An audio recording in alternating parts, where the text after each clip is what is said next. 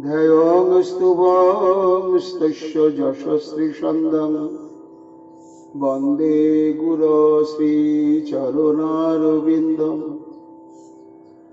गौरीकृपा घोरीभूतं प्रभुं श्रीहरिनन्दनं मम जीवन सर्वस्वं भक्त्या नौमि पुनः पुनः राधा कृपामयं वपुं श्रीगुरुदीनतारकं प्रभुं श्रीगौरगोपालं भक्त्या नौमि पुनः पुनः अजनो लम्बितो भुजो कनकाभो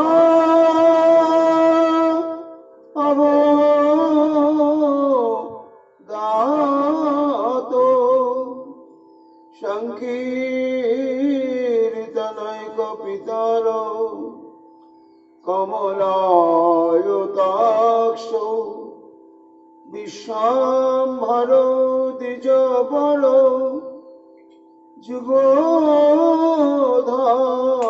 जुगोधर्मपालो वन्दे जगत्प्रियकरो करुणावतारो आनन्दलीलामय विग्रहाय हेमावदिव्यच्छवि सुन्दराय तस्मै महाप्रेम रसप्रदाय चैतन्यचन्द्राय नमो नमस्ते निरानन्दमिदं सर्वं प्रेमानन्दस्वदीकृतं येन तं सततं वन्दे नित्यानंद जगद्गुरुं श्रीअद्वैत नमस्तुभ्यं कलिजनकृपानिधे गौरप्रेमप्रदानाय श्रीसीतापतये नमः प्लादिनीस्वरूपाय गौराङ्गसुहृदाय च भक्तशक्तिप्रदानाय गदाधर नमस्तुते प्रणमामि श्रीवासं तमाद्यं पण्डितं मुदा श्रीगौराङ्गकृपापात्रं कीर्तनानन्दमानसं गौरीप्रेमप्रदायैव सर्वत्र समदर्शि मे नारायण सुताय च श्रीमन्नरहरये नमो बर्हापीडभिरामं मृगमदतिलकं कुण्डलाक्रान्तगण्डं कञ्जाक्षं कम्बुकण्ठं स्मितसुभगमुखं सादरेण वेणुं श्यामं शान्तं त्रिभंगं रविकर वसनभूषितं वैजयन्तं वन्दे वृन्दावनस्थयुवतिशतवृतं ब्रह्मगोपालवीशम् नमो नरीरनेत्राय विनुबद्धविनोदिने राधाधर सुधापान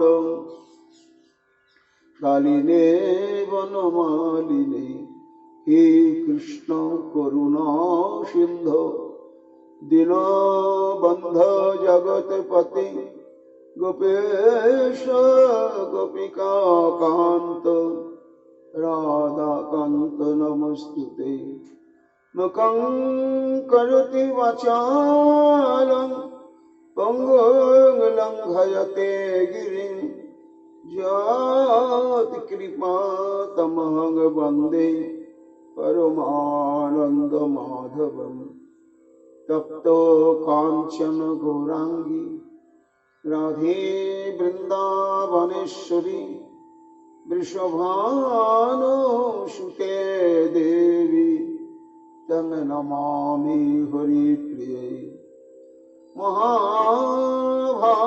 महाभावस्वरूपातं कृष्ण प्रिया परियसि प्रेमी भक्ति प्रदे देवी राधिका तं नमाम्यहम् वन्दे नंद ब्रज स्त्रीणां अदुरेणुमभिघ्नसो यशां हरि कथोद्गीतं पुनाति भुवनत्रयम् आचतुर्वदन ब्रह्मा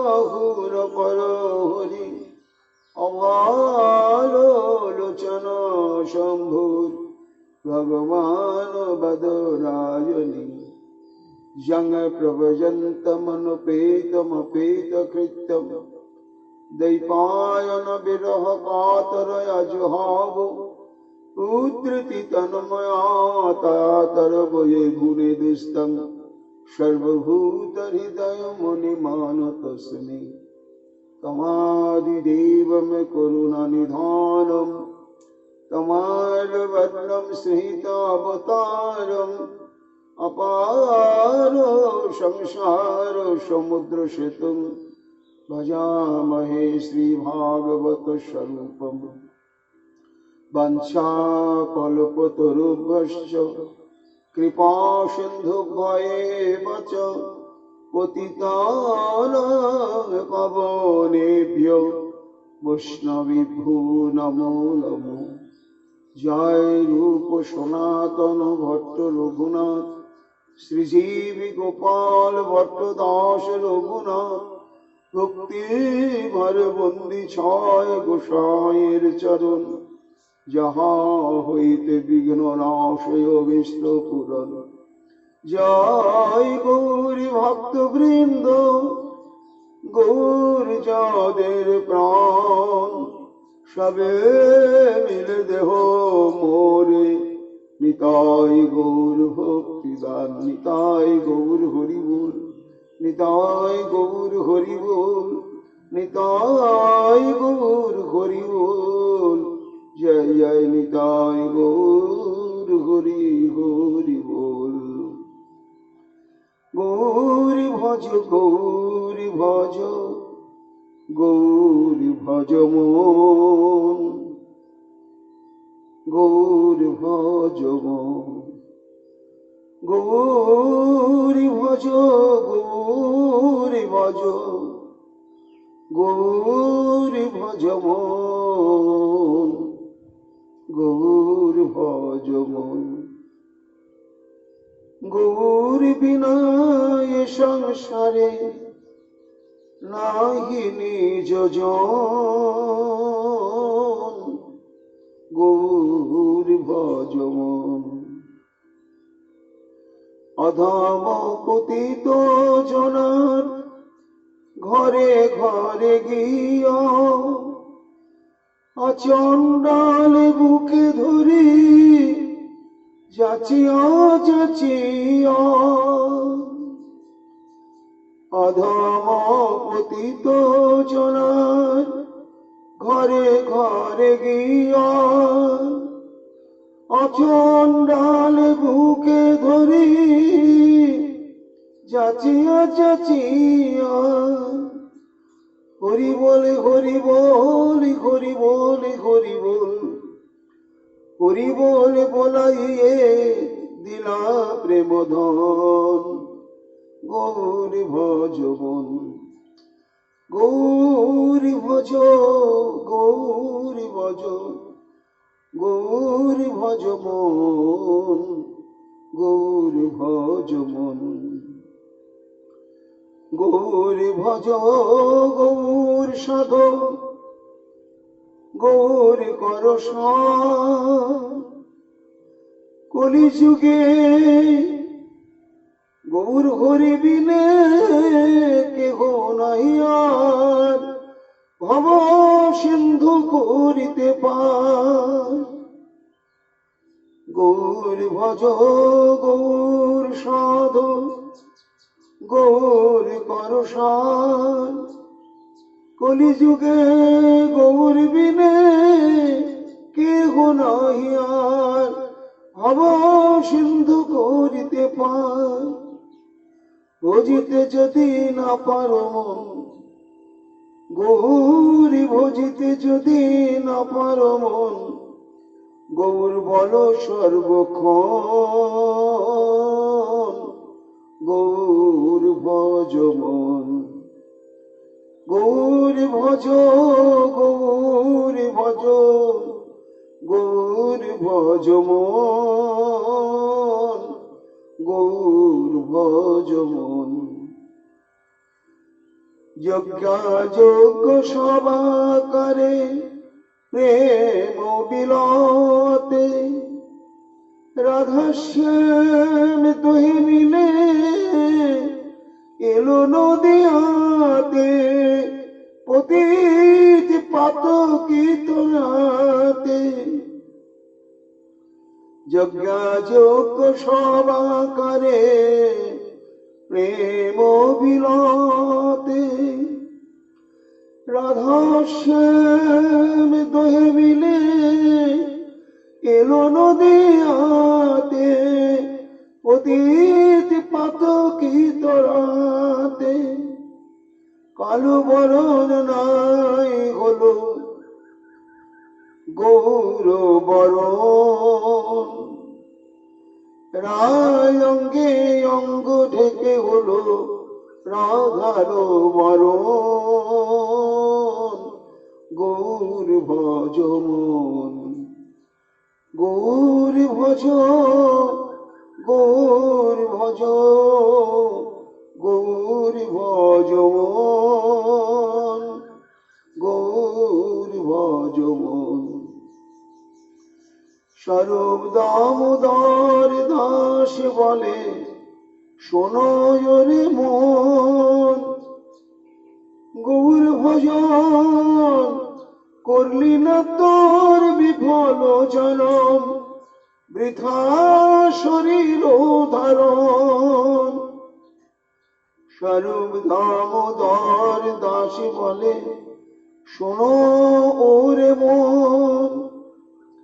গৌর ভজন করলি না তোর বিফল জনম, বৃথা শরীর ধারণ। সব ভুলে গৌর পদে লহরে শরণ।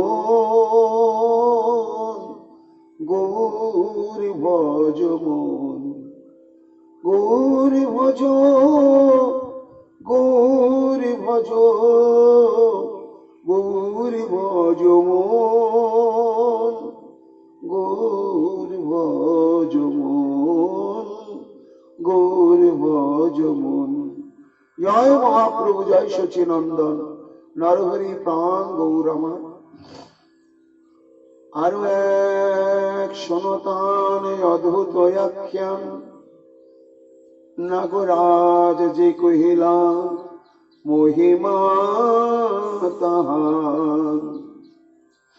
কলিযুগ পাবন অবতার প্রেম পুরুষোত্তম ভগবান শ্রী চৈতন্য মহাপ্রভুর কৃপা ভাজন কৃষ্ণ দ্বৈপায়ন বেদব্যাস অবতার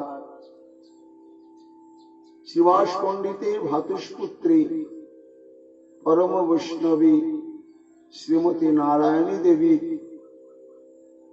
আদরের সন্তান পরম পূজ্যপাদ শ্রীল বৃন্দাবন দাস ঠাকুর তার শ্রী শ্রী চৈতন্য ভাগবত গ্রন্থেতে আদি খণ্ডে 11 অধ্যায়ে হরিদাস ঠাকুরের মহিমা কীর্তন করছেন। গৌড়ীয় বৈষ্ণব জগতে কেন সামগ্রিক ভাবে এই কলিযুগে একমাত্র আমাদের আদর্শ, যে আদর্শকে সামনে রেখে যে আদর্শের দ্বারা প্রতি মুহূর্তে আমরা অনুপ্রাণিত হয়ে শ্রীমন মহাপ্রভুর নির্দেশিত পথে ভজনের দিকে অগ্রসর হব, সেই দৃষ্টান্তের বিগ্রহই হচ্ছে নমাচার্য হরিদাস। তার জীবন দিয়ে তিনি একটি পথ তৈরি করলেন হরিনাম সাধকের জন্য। হে কলিযুগের, হে বিশ্বের হরিনাম সাধক, তোমরা এই পথকে অবলম্বন করে যদি অগ্রসর হতে থাকো, তাহলে নিশ্চিত রূপেই অতি পাবন শ্রী চৈতন্য মহাপ্রভুর চরণ প্রান্তে পৌঁছে যাবে। এই জন্য এই হরিদাস ঠাকুর আমাদের ভজনের অনুপ্রেরণার একটি মহান উৎস। যখনই আমরা হরিনাম সাধনে ব্রতী হব, জপমালায় যখনই আমরা হরিনাম সংখ্যাপূর্বক জপ করবার জন্য আগ্রহী হব, তখন এই নামাচার্য হরিদাস ঠাকুরের চরণে বারংবার অকপট শরণাগতি প্রার্থনা করতে হবে। চৈতন্য মহাপ্রভু নাম সাধনের সমস্ত অনুরাগ, সমস্ত শক্তি, সমস্ত স্বীকৃতি হরিদাসের মধ্যেই গচ্ছিত রেখেছেন। তাই যারা নাম সাধনের মুহূর্তে হরিদাস ঠাকুরকে ঐকান্তিক ভক্তি শ্রদ্ধা নিয়ে স্মরণ করবেন বারবার, এই হরিনাম সাধনের নিষ্ঠা তাদের অন্তরে প্রগাঢ় হয়ে অনুশীলন হতে থাকবে। গতকাল আমরা শ্রবণ করেছি ফুলিয়াতে এসেছেন এবং কেন 22 বাজারে তার বেত্রাঘাত, সেটি তিনি নিজের মতো করে ফুলিয়া গ্রামবাসী সমস্ত বৈষ্ণব ব্রাহ্মণগণকে বিশ্লেষণ করে এও শিক্ষা দিলেন যে ভগবানের নামের নিন্দা শুনতে নেই, সেখানে বেশিক্ষণ থাকতে নেই। বিষ্ণু আর বৈষ্ণবের নিন্দা যেখানে হবে, সেই মুহূর্তেই তুমি সেই স্থান পরিত্যাগ করো, না হলে পাপের ভাগী হতে হবে। আর যে পাপের জন্য নরক ভোগ আমাদের নিশ্চিত হবে। এই সমস্ত প্রসঙ্গ গতকাল হয়েছে। নামানন্দে বিভোর সেই গুহার মধ্যে নাক ছিল, উদ্ধার হয়ে গেলেন রামাচার্য হরিদাস ঠাকুরের কৃপায়। এইবার আরো একটি প্রসঙ্গ তুলে ধরছেন আমাদের বৃন্দাবন দাস ঠাকুর। সেটি কি, একদিন বড় এক লোকের মন্দিরে সর্পক্ষত ডঙ্ক নাচে বিবিধ প্রকারে। সর্পক্ষত ডঙ্ক মানে নাগরাজের ভর হয় তার উপরে, তখন সে নাগের আবেশে আবিষ্ট হয়ে যায়। সেই সময় তাকে জিজ্ঞাসা করলে সমস্ত কিছু বিবরণ জানা যায়। কোন সাপে কাকে দংশন করেছে, সারবে কি সারবে না ইত্যাদি। এবং সেই ভক্তের শরীরে যখন সর্পরাজের আবেশ হয়, তখন গান কীর্তন করতে হয়। তার জন্য তার সঙ্গীগণ রয়েছেন, বাদ্যযন্ত্র আদি রয়েছে। অনেক সময় পাড়ায় পাড়ায় তারা এইভাবে নাম গান গেয়েও ভিক্ষা প্রার্থী হন। পুলিয়া গ্রামে এরকম একজন ধনী ব্যক্তির গৃহে তার প্রশস্ত প্রাঙ্গণ রয়েছে। সেই প্রাঙ্গণেতে এই ডঙ্ক এসেছেন তার সদল বল নিয়ে, আর সেখানে সে ডঙ্ক মানে সর্পাবিষ্ট ব্যক্তি সে বিচিত্র ভঙ্গিমায় নৃত্য করছে, আর তার পারিষদ বর্গ সঙ্গীগণ সুন্দর সুর তাল ছন্দে গান গাইছে, এবং তার সঙ্গে সঙ্গে মৃদঙ্গ মন্দিরা গীত তার মন্ত্র ঘুরে ডঙ্ক বেড়ে সবে গায়েন উচ্চ স্বরে। সেই আবিষ্ট ব্যক্তিকে ঘিরে ঘিরে সঙ্গী সাথীরা এইভাবে নানা যন্ত্র বাজিয়ে বাজিয়ে তারা গান গাইছে। দর্শক জমে গিয়েছে। সর্পাবিষ্ট ব্যক্তিটি একটু তো অসংলগ্ন, তার চলাফেরা স্বাভাবিক সে নেই, নিজের ইচ্ছাক্রমে কিছু বলছে না, নিজের ইচ্ছাক্রমে কিছু করছে না, যা করছে ওই আবেশ, ভাবের আবেশ। দৈব গতি তথায় আইলা হরিদাস, ডঙ্ক নৃত্য দেখেন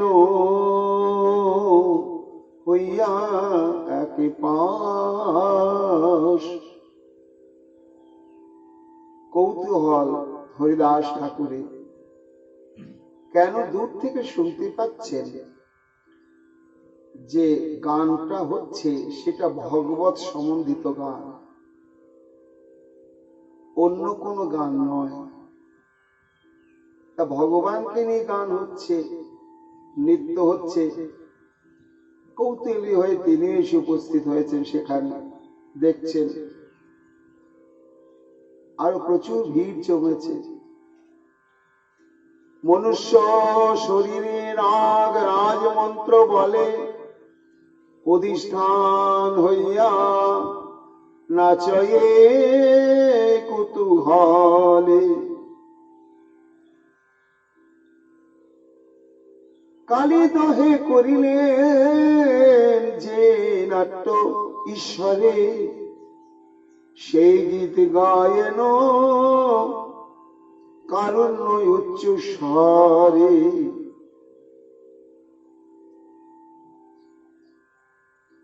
কি গান হচ্ছে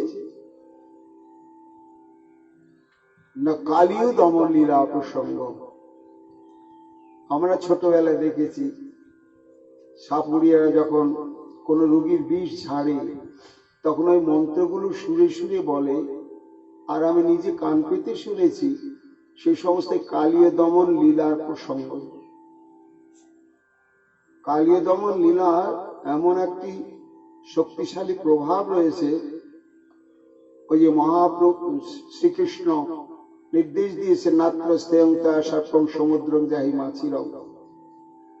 এই যে কৃষ্ণের প্রত্যক্ষ নির্দেশ, আজও সেটি বাস্তব। এই নির্দেশে সাপ, সাপের প্রভাব, সর্পের বিষ থাকে না। হরিদাস ঠাকুর এসেছে, নৃত্য চলছে, গানের প্রসঙ্গ হচ্ছে কি কালীয় দমনে সর্পবেষ্টিত শ্রীকৃষ্ণ। সমগ্র ব্রজবাসী উপস্থিত হয়েছে কালীদহের চতুর্দিকে। তারা এই ভয়ঙ্কর দৃশ্য দেখে আর ধৈর্য ধারণ করে থাকতে পারছেন না। কেন? তারা তো জানলেন শ্রীকৃষ্ণের মৃত্যুটা নিশ্চিত, এবং এই মৃত্যুর হাত থেকে রক্ষা করার সামর্থ্য কোনো ব্রজবাসীর নেই। তখন তারা সিদ্ধান্ত করলেন যে শ্রীকৃষ্ণ কিছু হয়ে যাওয়ার আগে আমরাই চলে যাই। তাই শিরে কর হানে বিষ জল পানে, কেহ বা ছুটিল ধায়। 20 বারি পান করে তারা সব দেহ ত্যাগ করবে কৃষ্ণ কিছু হওয়ার আগে। এইরকম যখন অবস্থা হলো, তখন দেখি ব্রজবাসী গণ জীবন শেষ, উঠিলা নটন ভঙ্গিম বেশ। শ্রী গোবিন্দ দেখলেন না, আমার জন্য তো এদের প্রাণান্ত অবস্থা হবে। সঙ্গে সঙ্গে তিনি অদ্ভুত এক লীলা প্রকাশ করে এইবার নাগের মাথায় উপরে এসে অদ্ভুত ভঙ্গিমায় দাঁড়িয়ে পড়লেন। আর সেই সুপ্রশস্ত বিশাল ফনা, শত ফনা, প্রত্যেকটি ফনায় সুবিস্তৃত, তার উপরে একজন প্রশিক্ষিত নর্তক নর্তনের যত রকম মুদ্রা প্রকাশ করে স্বচ্ছন্দে নৃত্য পরিবেশন করতে পারে। প্রত্যেকটি ফনা এমন সুবিস্তৃত, শ্রীকৃষ্ণ আনন্দ উৎফুল্লিত। ব্রজবাসী দেখছে যে আমাদের লালা সত্যি কি অদ্ভুত নৃত্য জানে। কত্থক, ভারতনাট্যম, কত রকম নৃত্যের কলা প্রকাশ করে নৃত্য পরিবেশন করছেন। এখন নাচের সঙ্গে সঙ্গে বাজনা আর গান না হলে তো জমে না। তাই অন্তরিক্ষে সে সমস্ত গন্ধর্বগণ, কিন্নরগণ, তারা এসে কেউ গান গাইছে, যে তালে তালে শ্রীকৃষ্ণ নৃত্য করছেন সর্পের ফনায় ফনায়, সেই তালে তালে বাজাচ্ছেন আর গন্ধর্বগণ গান গাইছে। এই যে তালে তালে নৃত্য করছেন সর্পের ফনার উপরে শ্রীকৃষ্ণ, আর অন্তরিক্ষে সমস্ত গন্ধর্ব কিন্নর বৃন্দ তারা নানা যন্ত্র বাজাচ্ছেন এবং তদনুরূপ সঙ্গীত পরিবেশন করছেন। আর স্বর্গ থেকে পারিজাত কুসুম বর্ষণ করছেন সমস্ত দেব দেবীগণ। এই প্রসঙ্গকে নিয়ে ওই ডঙ্করাজকে ঘিরে যারা গান গাইছিল, তারা এই প্রসঙ্গে গানটা গাইছে। কালী দহে করিলেন যে নাট্য ঈশ্বরে, সেই গীত গায়েন কারুণ্য উচ্চস্বরে। শুনি নিজ প্রভুর মহিমা হরিদাস, পড়িলাম মূর্ছিত হই কোথা নাহি শ্বাস, কোথা নাহি শ্বাস। হরি বল হরি বল। জাতরতী ভক্তের এটাই উদ্দীপন বিভাব, উদ্দীপন হয়ে গেল ওই কালী দমন লীলা। হরিদাস ঠাকুর প্রত্যক্ষ দর্শন করছেন লীলাটা, কি অদ্ভুত শ্রী গোবিন্দের মাধুর্য, আর কি অদ্ভুত নৃত্যভঙ্গিমা। আর তার মাঝে ব্রজবাসী গণের দিকে কি অদ্ভুত কারুণ্য রসমাখা দৃষ্টিতে চেয়ে চেয়ে দেখছেন। এটি প্রত্যক্ষ অনুভব করার সঙ্গে সঙ্গে প্রেমের উদয়, ভাবের উদয়, সাত্বিক বিকারের উদয়। হরিদাস ঠাকুর আর সেগুলোকে সামাল দিতে পারলেন না, সঙ্গে সঙ্গে একেবারে মূর্ছিত হয়ে পড়লেন সর্বসমক্ষে ওইখানে। শুধু তাই নয়, ক্ষণিকে চৈতন্য পায় করিয়া হুঙ্কার, আনন্দে লাগিলা নৃত্য করিতে অপার। হরিদাস ঠাকুর আর সামলাতে পারলেন না, সঙ্গে সঙ্গে তিনিও অদ্ভুত নৃত্য করতে শুরু করলেন। এমন অদ্ভুত নৃত্য করতে শুরু করলেন। ওই যে সমস্ত ডঙ্করাজের সঙ্গীরা বাদ্য বাজাচ্ছেন আর গান গাইছেন, ঠিক ওই গানের তালে তালে, বাদ্যের তালে তালে অদ্ভুত ভঙ্গিমায় হরিদাস ঠাকুর উদ্দণ্ড নৃত্য আরম্ভ করছেন, কখনো ললিত ভঙ্গিতে। হরিদাস ঠাকুরের আবেশ দেখিয়া এক ভীত হই ডঙ্ক রহিলেন গিয়া। সেই যে নাগরাজ দ্বারা আবিষ্ট সেই ভক্তটি এতক্ষণ নৃত্য করছিল, এবার হরিদাস ঠাকুরের নৃত্য দর্শন করে সে আপ্লুত চিত্ত হয়ে গলায় কাপড় নিয়ে এক পাশে দাঁড়িয়ে নয়ন ভরে হরিদাস ঠাকুরের নৃত্য দর্শন করতে লাগলেন। গড়াগড়ি যায় ঠাকুর হরিদাস, অদ্ভুত পুলক অশ্রু কম্পেরও প্রকাশ। হরি বল, হরি বল। হরিদাস ঠাকুর নৃত্য করতে করতে আরো প্রেম উদ্বেলিত হয়ে উঠল অন্তঃকরণে।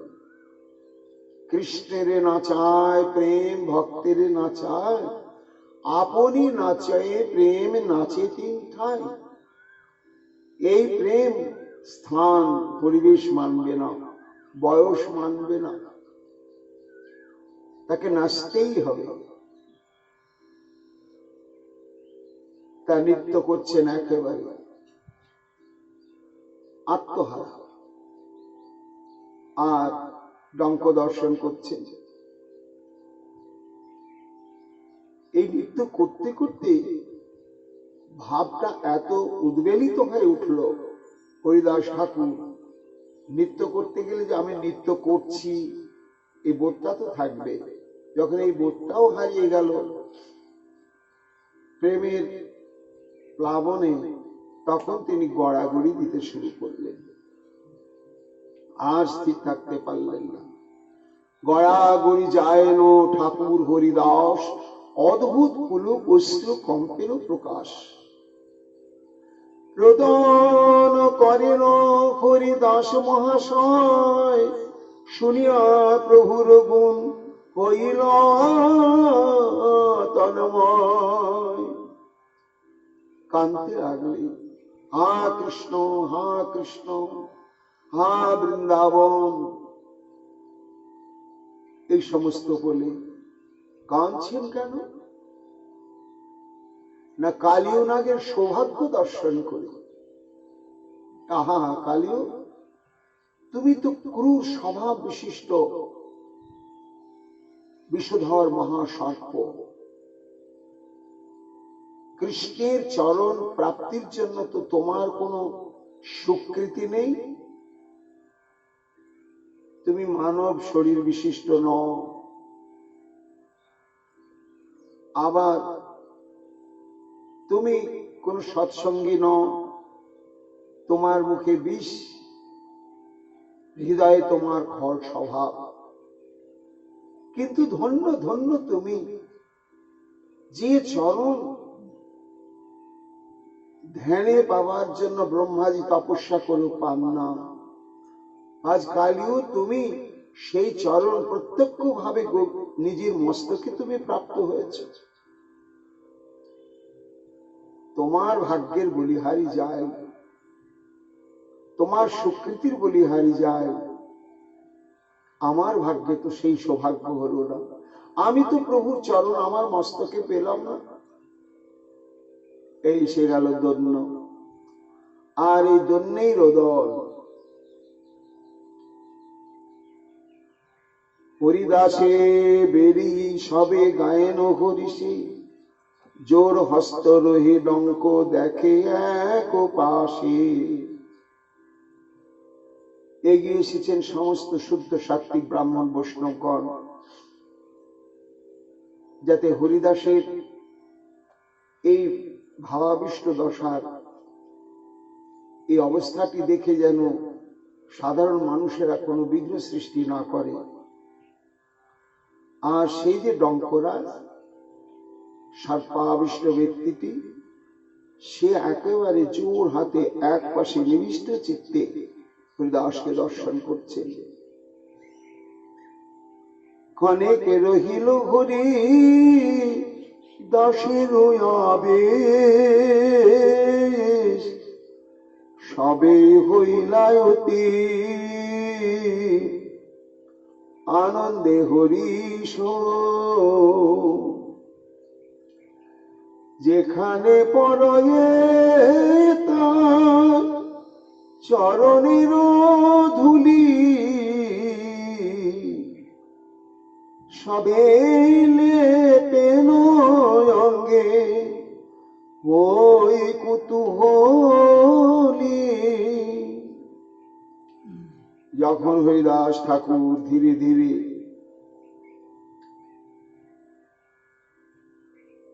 প্রকৃতিস্থ হলেন, তখন সমস্ত বৈষ্ণব এবং ব্রাহ্মণ বৃন্দ তারা হরিদাস ঠাকুরকে বারবার প্রণাম করে যে স্থানে এতক্ষণ ধরে নৃত্য করলেন এবং প্রেমের আবেশে ভুলুণ্ঠিত হলেন, সেইখানের রজকণা নিয়ে সর্বাঙ্গে ধারণ করতে লাগলেন, নিজেদের ধন্য মনে করতে লাগলেন। ভিড় হুড় পড়ে গেল হরিদাস ঠাকুরের এই চরণ ধুলি নেওয়ার জন্য। ডঙ্করাজ তখনও দাঁড়িয়ে আছে। এই অদ্ভুত রহস্যময় দৃশ্যটি একজন সেখানে দর্শকদের মধ্যে ছিলেন, তিনিও বিপ্রকুলোদ্ভব ব্রাহ্মণ। আর এক ঢঙ্গ বিপ্র থাকি সেইখানে, মুয়ো নাচি ময়াজি গনে মনে মনে। হ্যাঁ, ঢঙ্গ বিপ্র মানে হচ্ছে ধুরন্ধর ব্যক্তি। কেন? হরিদাস ঠাকুরের চরণে কিছু প্রণামী অনেকে দিয়েছে। হরিদাস ঠাকুর নিন বা না নিন সেটা কোনো কথা নয়, কিন্তু প্রণামীও খানিক পড়েছে। এখন সেই ঢঙ্গি বিপ্রে দেখলে ভালোই তো ব্যবসা, হ্যাঁ, বিনে পুঁজির ব্যবসা, কোনো ঝামেলা নেই। গোসাই সেজে গেল একেবারে মুসলমানটা, আবার দেখো কত প্রণামী পড়েছে। এটাও তো আমি দেখলাম ভালোই তো উপায়, এখন তাহলে আমি একটু করি। মুইও নাচি মুয়াজি গনে মনে মনে। কেন তুমি নাচবে? বুঝিলাম নাচিলে অবধ বর্মারে অল্প মনুষ্যেরও পরম ভক্তি করে। কে যেন বলছে তুমি নাচবে কেন? বলে এই যে নাচলে দেখো না, এইসব মূর্খ মানুষগুলো এই ভাবকালী দেখে হরিদাস ঠাকুরকে ভাবছে কত মহাপুরুষ, আর ওর পায়ের ধুলো নিয়ে নিজেদের জীবনকে এরা সার্থক মনে করছে। তা আমিও যদি এরকম করি, আমারও তাহলে ওই রকম সবাই প্রণাম করবে, খ্যাতি লাভ প্রতিষ্ঠা বাড়বে, প্রণামিত পড়বেই হরি বল। এত ভাবি সেই ক্ষণে আছাড় খাইয়া পড়িলেন যেন মহা অচেষ্ট হইয়া। ঠিক হরিদাস ঠাকুরের নকল। হরিদাস ঠাকুর দাঁড়িয়ে দাঁড়িয়ে যেমন দর্শন করতে করতে সেই কালীয় নাগের উপরে নৃত্য করছেন শ্রীকৃষ্ণ, এই প্রসঙ্গে যখন গান বাজনা চলছিল আর থাকতে পারলেন না, হরিদাস ঠাকুর একেবারে পড়েই গেলেন। নৃত্য করতে করতে ছটফট করতে লাগলেন, ও ঠিক অমনি পড়ে গেল। পড়ে গিয়ে ওই রকম একেবারে ছটফট ভঙ্গি করছে। যেই মাত্র পড়িল ডঙ্কের নৃত্য স্থানে, মারিতে লাগিলা ডঙ্ক মহাক্রোধ মনে। হরি বল। হরিদাস ঠাকুরকে নিয়ে বৈষ্ণবগণ চলে গিয়েছেন, আর এই সুযোগে সেও দ্বিতীয় হরিদাস হওয়ার জন্য ওই ভাবকালী আরম্ভ করেছে। আর হরিদাস ঠাকুর চলে যাওয়ার সঙ্গে সঙ্গে আবার সেই সর্পরাজ আবিষ্ট ব্যক্তি সে আবার পূর্বের ন্যায় নৃত্য করছে, আর তার সামনে ও একটা আবার হরিদাস ঠাকুরের মতো পড়ে গিয়েছে। আর যেই পড়া, হরিদাস ঠাকুর যখন নৃত্য আরম্ভ করেছিলেন, যখন পড়েছিলেন, তখন কত শ্রদ্ধা সহকারে সে ডঙ্করাজ এক পাশে দাঁড়িয়ে ভক্তি ভাব নিয়ে দর্শন করে নিজেকে ধন্য মনে করছিলেন। আর এই বেটা যখন এসে আবার পড়েছে, আর যায় কোথায়, আশেপাশে ঘাড়ে মুড়ে বেতেরও প্রহার, নির্ঘাত মারো এ ডঙ্ক রক্ষা না হিয়ার। একেবারে আছায় পাছায় কোনো জায়গায় বাদ নাই, এমন বেতের প্রহার সপাং সপাং চলতে লাগলো, আর উপায় নেই। বেতের প্রহারে দ্বিজ ঝরঝর হইয়া বাপ বাপ বলি শেষে গেল পলাইয়া। হরিবল। কত ভার সহ্য করবে? আর অপ্রকৃত অবস্থায় মারছে তো, কারণ ডঙ্করাজ তো ভাবাবিষ্ট, কাজে ও মারে শক্তি আলাদা, মেরেই যাচ্ছে। সে আর যেদিকে ঘুরে সেদিকেই মার, বাপ বাপ বলে পালিয়ে গেল। তবে সেই ডঙ্ক সুখে নাচিলা বিস্তর, সবার জন্মিল বড় বিস্ময় অন্তর। সেই ঢঙ্গি বিপ্রত চলে গেলেন। এবার যতক্ষণ সেই সর্পরাজের আবেশ থাকলো, বিচিত্র ভঙ্গিমায় তিনি নৃত্য পরিবেশন করলেন। তারপরে ধীরে ধীরে যখন প্রকৃতিস্থ হয়ে স্থির হলেন, তখন সমস্ত কৌতূহলী কিছু ভক্ত তার কাছে এলেন। কেন?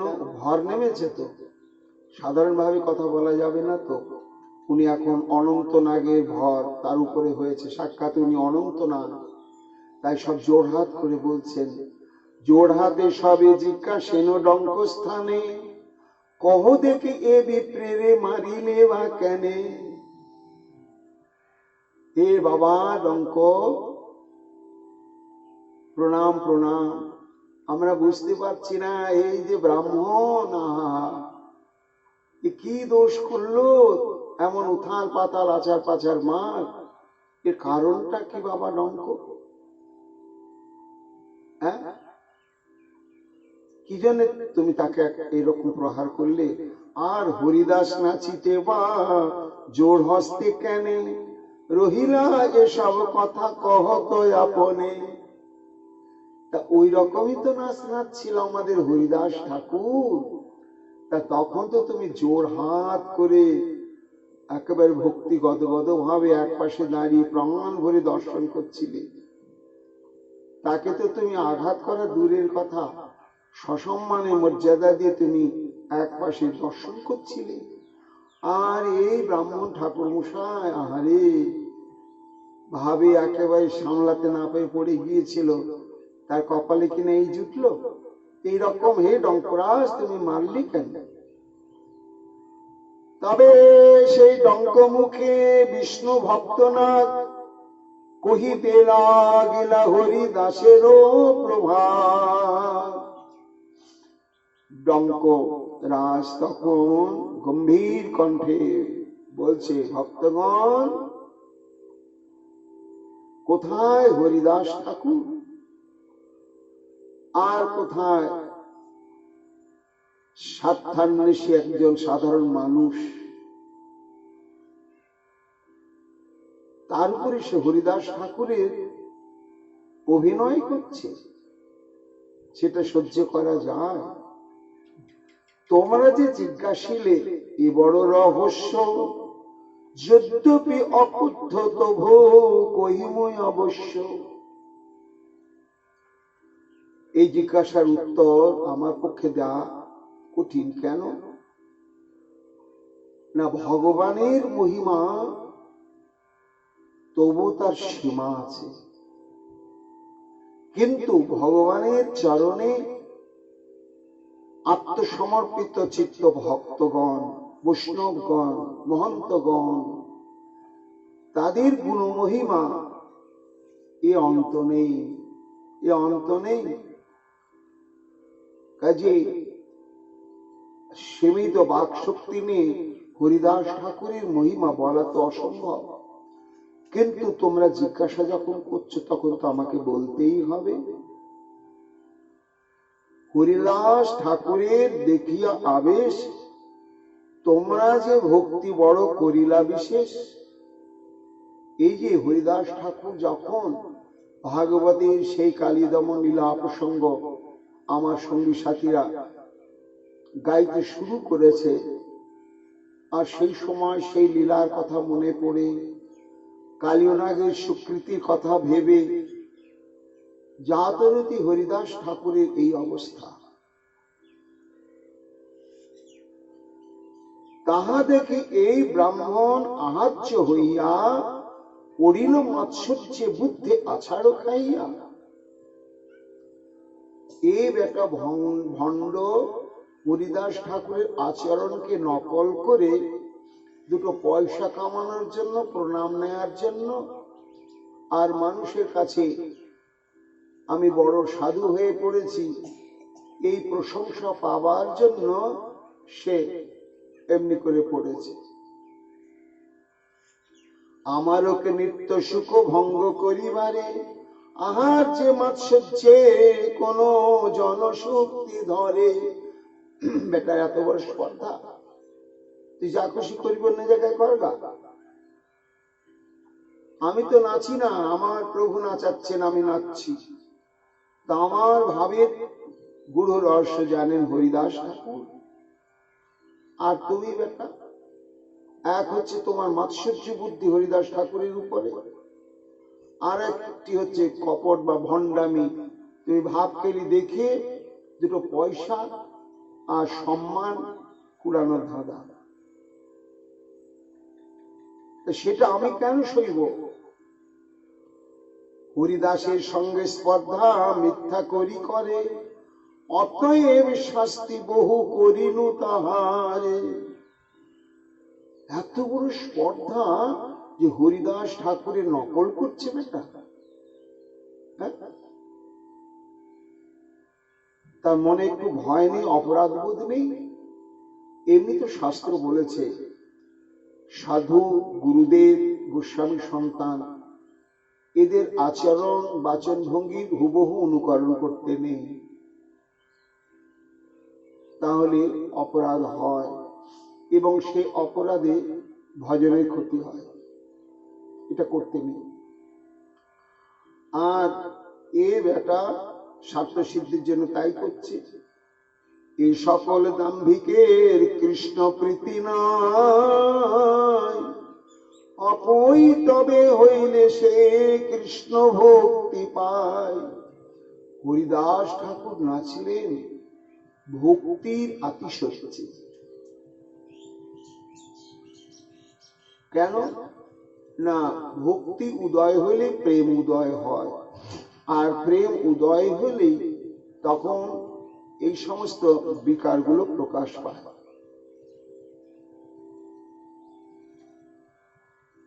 এটা প্রেমের থেকে উত্থিত। আর ও বেটা কপট ভণ্ড বামুন বেটা, ও যে কাঁদছে, ছটফট করছে, ওটা কি সত্যি ওর ভক্তির থেকে জাত প্রেমের বিকার? প্রেমের বিকার নয়, অভিনয়। তা অভিনয় করে কোনোদিন ভগবানের কৃপা পাওয়া যায় না, পেতে সময় লাগে। অকৈতব হইলে তবে কৃষ্ণ ভক্তি হয়। এই যে দেখিলা নাচিলেন হরিদাস, এ নিত্য দেখিলে সর্ববন্ধ হয় নাশ। বৃন্দাবন দাস ঠাকুর বলছেন, ওই ডঙ্করাজ হরিদাস ঠাকুরের তথা বৈষ্ণবের মহিমা কীর্তন করতে শুরু করলেন। ভক্তগণ, কোন জাতরতি ভক্ত প্রেম উদয়ে যখন বিকার প্রাপ্ত হয়, অপ্রকৃতিস্থ হয়ে যখন নাচে, কাঁদে, হাসে, গায়, আত্মসম্বরণ করতে পারে না, তখন সেই বিকার প্রাপ্ত ভক্তকে যদি কেউ দর্শন করে, শ্রদ্ধা সহকারে একটু দর্শন করে, তাহলে আর তার ভজন সাধনের কোনো অপেক্ষা নেই। ওই প্রেমবিকার দর্শনের সঙ্গে সঙ্গেই কোটি জন্মের সমস্ত পাপ বিধ্বংস হয়ে গিয়ে বৈষ্ণবের কৃপাদৃষ্টি প্রাপ্ত হয়ে তার অন্তঃকরণে প্রেম জাত হয়ে যায়। এই হচ্ছে বৈষ্ণবের ভাববিকার দর্শনের ফলশ্রুতি, যার জন্য অনিত্য দেখিলে সর্ববন্ধ হয় নাশ। হরিদাসে নিত্য কৃষ্ণ নাচে নয়া মনে, ব্রহ্মাণ্ড পবিত্র হয় ও নিত্য দর্শনে। ভক্ত যখন নাচেন, প্রেমে আপ্লুত হয়ে ভগবান থাকতে পারেন না, আসতে বাধ্য হন, আসতে বাধ্যই হবেন তিনি, তাকে ডাকতেও হবে না।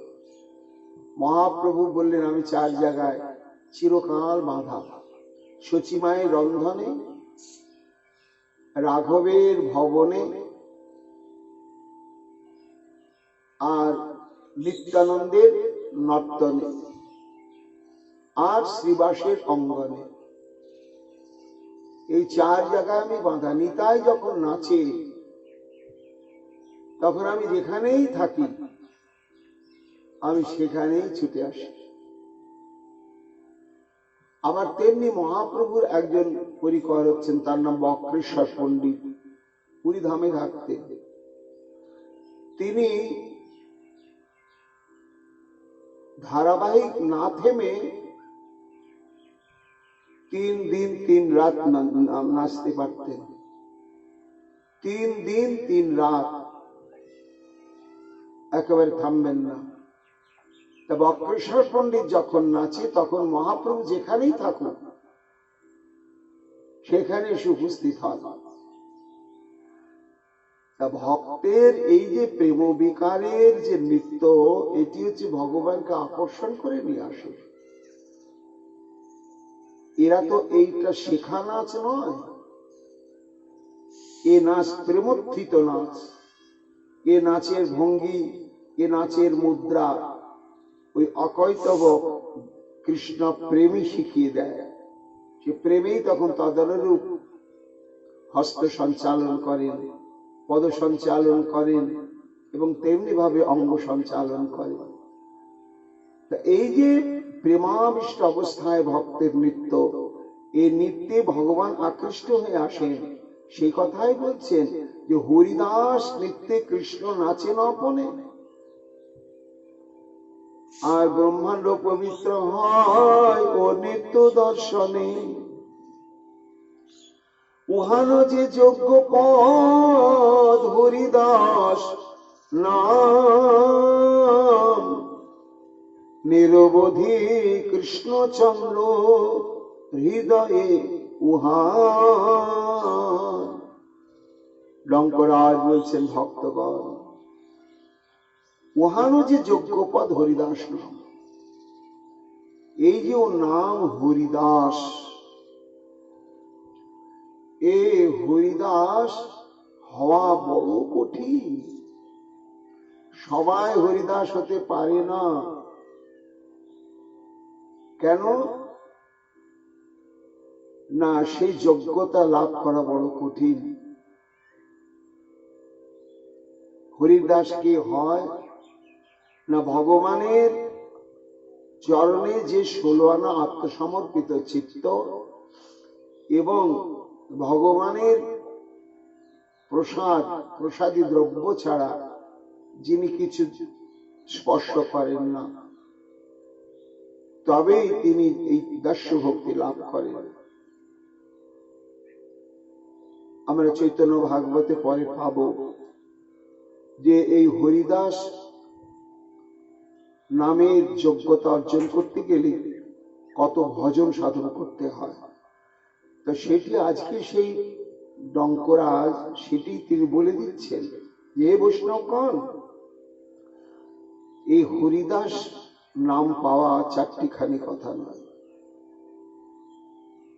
সর্বভূত বৎসল সবার উপকারী, ঈশ্বরের সঙ্গে প্রতি জন্মে অবতারী।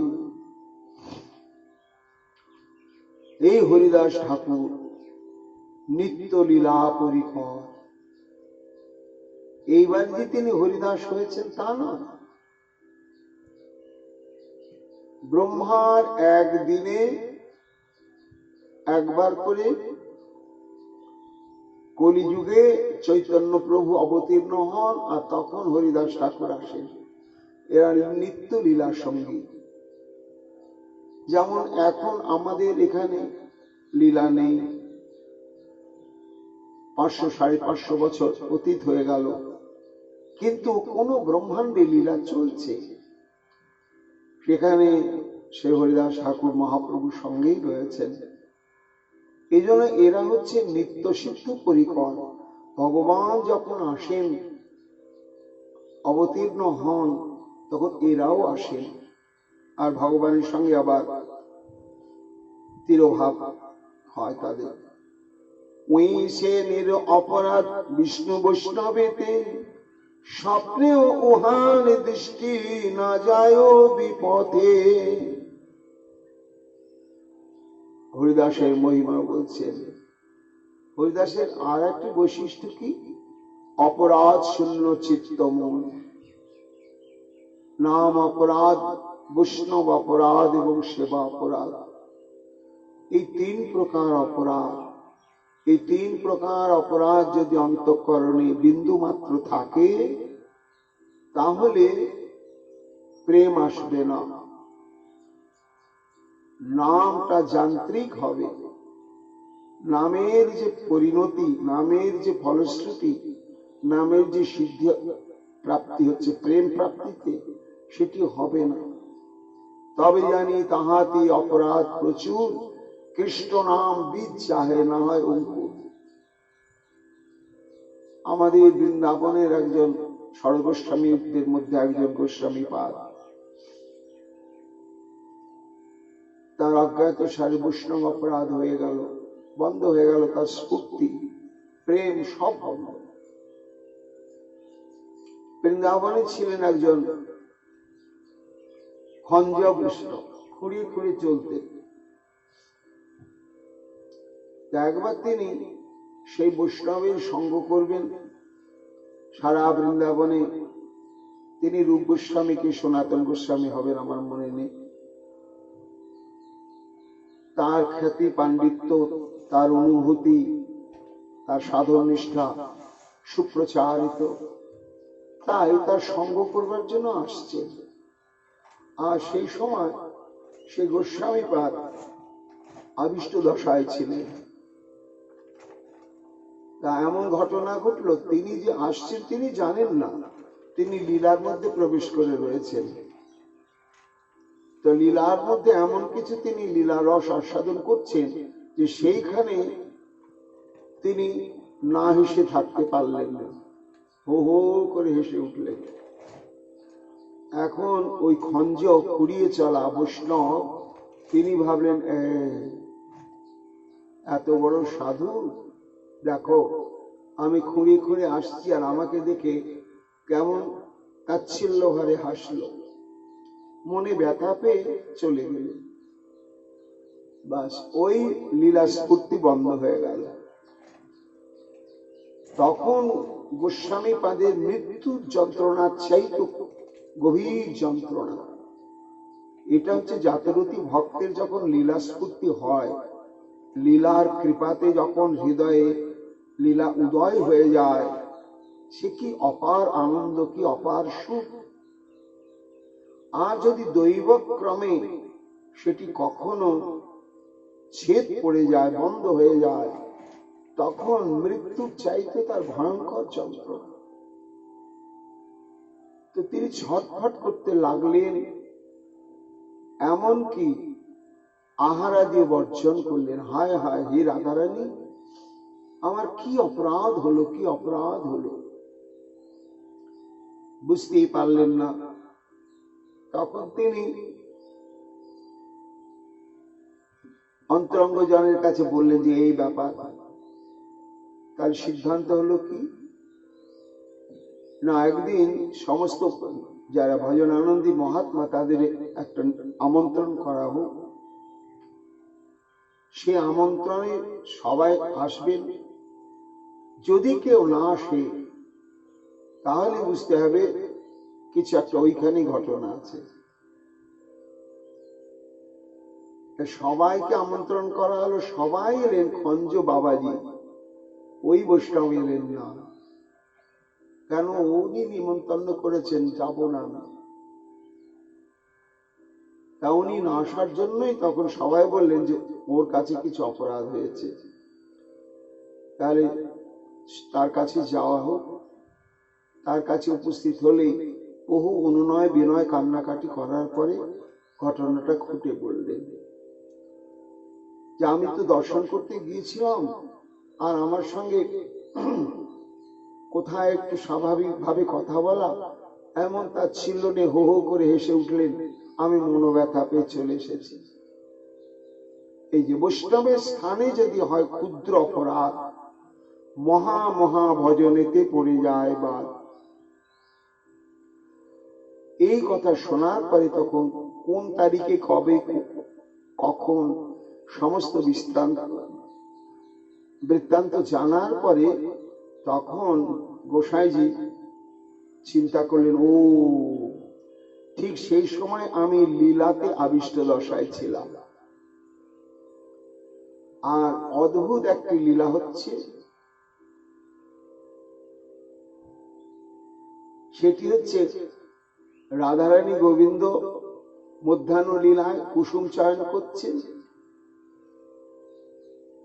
একটি অদ্ভুত ফুল দেখা যাচ্ছে, রাধারানী ইচ্ছা ফুলটা নিজের হাতে চয়ন করবেন, কিন্তু অনেক উঁচুতে, নাগাল পাচ্ছেন না। ও বধূ, ওই দেখো ওই ফুলটা আমি চয়ন করব। বলে দাঁড়াও দাঁড়াও। ডালটা নিচু করে দিয়েছেন গোবিন্দ উঠে, গাছে উঠে, আর যে নাগালের মধ্যে এসেছে বাঁ হাত দিয়ে ধরেছে ডালটা, আর যে ফুলটা তুলতে যাবেন আর গোবিন্দ ওই ডাল থেকে সরে গিয়েছেন। এইবার ডালটা উঠে অনেক উঁচুতে চলে গিয়েছে, আর ভয় বাঁ হাতটা ছেড়ে দিতেও পারছেন না, রাধারানী ঝুলছে, আর গোবিন্দ মজা করে হো হো করে হাসছেন। আর রাধারানী তো কেঁদেও ফেলেছেন, রেগেও যাচ্ছে, আমি প্রাণান্ত অবস্থায় তুমি হাসছো। এই লীলাটি দর্শন করতে করতে তিনিও হেসে ফেলেছিলেন। এটাই ছিল আসল ঘটনা। তখন সে খঞ্জ বাবাজি বললেন যে দেখুন, এটাই যদি সত্য ঘটনা হয় তাহলে আমি যে দুঃখ পেয়েছিলাম এটা আমারই ভুল হয়েছে, আমি বুঝতে পারিনি। কেন? বৈষ্ণবের ক্রিয়ামুদ্রা বিজ্ঞে না বুঝায়।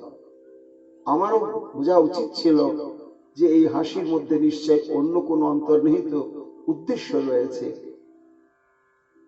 তা আমি আজ থেকে আমার সে মনের যে গ্লানি সব দূর করে দিলাম।